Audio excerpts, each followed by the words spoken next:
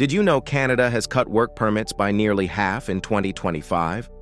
Families are being separated, thousands of applications are stuck in limbo, and new rules mean fewer people qualify than ever before.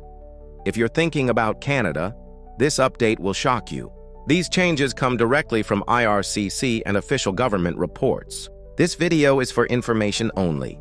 Always check IRCC's website. We do not provide legal advice.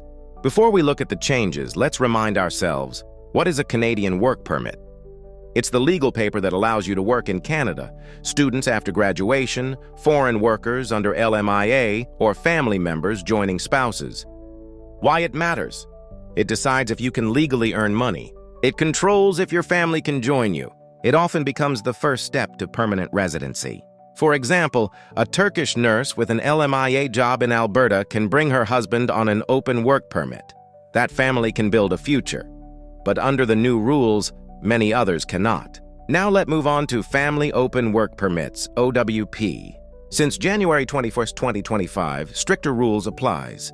Only spouses qualify, children excluded. Worker must be in high-skill jobs, Tier 01, some Tier 2 to 3. For students, only spouses of masters who are doing a program that lasts 16 months plus PhD or professional programs are allowed. Here is the impact on families. Spouses of students in short diplomas are not eligible. Dependent children, 1822, can no longer apply. Here is an example. A Nigerian student in Ontario studying a one-year diploma cannot bring her husband on a work permit anymore. He must either apply for a visitor visa or stay behind. Now, why this matters? Canada is pushing for skilled talent, not family dependence. We move to Update 2, Temporary Foreign Worker Program, TFWP, cuts. In 2025, permits under TFWP dropped 50% compared to 2024. The reasons for this? Moratorium on low-wage jobs in provinces with 6% plus unemployment. Higher wage threshold, 20% above median. Here are the caps.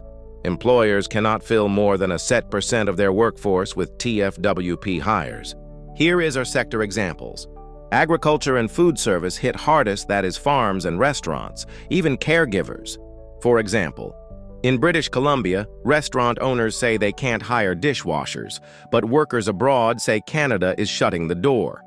Why this matters? TFWP is no longer an easy path. It's becoming selective, focusing on sectors Canada truly needs. Now let's move to Update 3, Processing Delays. Inside Canada, extensions, 188 days, 6+ months. Outside Canada, average, 10-12 weeks. Nigeria, 11 weeks. Here is the risk. If you apply late, you lose your maintained status and must stop working. For example, a software engineer in Toronto applied in March 2025. By September, no decision yet. He can't switch jobs, can't plan travel, and his employer is frustrated. Why this matters? Long waits, stress, job insecurity, family risk. Now let's talk about Update 4, Pathways to PR. Here is the positive news. Economic mobility pathways. Pilot is now permanent. New work permit stream for agriculture and fish processing to fill shortages. PGWP eligibility rules updating. Only fields matching labor needs will qualify. Why this matters? Canada is moving away from quantity to quality of workers. For example, a Nigerian teacher studying education in Canada may not qualify for PGWP, but an engineering graduate will. There is some criticism and debate. Critics say, families are being torn apart. Delays make Canada less attractive. Provinces like BC argue TFWP makes housing and jobs worse for locals. Migrants say, we want to contribute, but Canada is shutting the door. In conclusion, here is the recap. 1. Family permits restricted. 2. TFWP reduced by 50%. 3. Processing, 6 months plus. 4. New PR pathways open. If you're planning to work in Canada, apply early, check your occupation, and prepare for delays. These new rules may change your future. What do you think? Is Canada becoming more selective or less welcoming? Share in the comments.